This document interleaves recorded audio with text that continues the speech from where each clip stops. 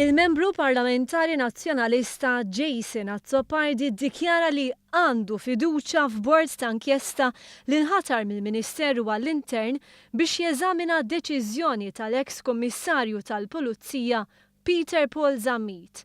Dan anka jekk sa 3 xhur ilu Jason Azzopardi kien qed jallega li dan il-bord kien riċetta tajba għal coverup.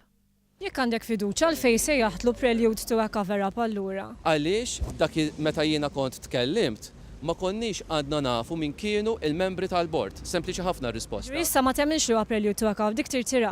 Jiena nikkonferma li għandi fiduċja fit-3 min-nies illi għamlu il-rapport.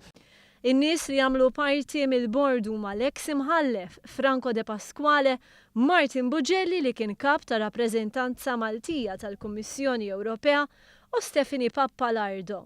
Inti uffiċjalment qed tgħidilhom li qed tirtira l-allegazzjoni tiegħek li r-rapport kien prelude to a coverup. Iva jew le? Mhux qed ngħidlek qed nirtiri, qed ngħidlek li jiena nikkonferma li fit-3 persuni personali li għamlu jew ġew nominati m'għandi ebda ħaġa kontra.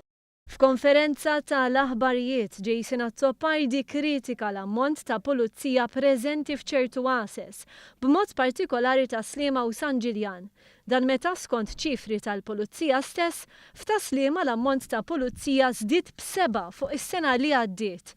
F'San Ġiljan l-ammont ta' pulizija tela minn 58 is-sena li għaddiet għal 63 din is-sena. Minkejja l-kritika tiegħu meta mistoqsi biex jgħid kemm hemm stazzjonati pulizija fl-assa ta' San Ġiljan, Azzopardi ma kienx kapaċi jwieġeb. Mela għidli inti kemm hemm bħalissa u skont inti kemm hemm bżonn li jiżdiedu. Qed nirrispondik x'kien hemm. Kemm kien hemm? Tieni ammont. Sal-ġimgħa li għaddiet spjegajtlek kemm kien hemm. Kemm imma? Spjegajtlek kemm kien hemm. Tliet, anti tlietetli. Kulna jingħatlek. Forsi qed tipprova tħawwat il-kliem jew titfakri falqi. Nipprova nifhmek. Jiena għandek ċertu diffikultà biex tifhem forsi. Min barra żieda tal-pulizija f'ta' Sliema u San Ġiljan, il-Gvern fetaħ assa fis-swieq u se jkun qed jinawgura assa tal-pulizija mobbli.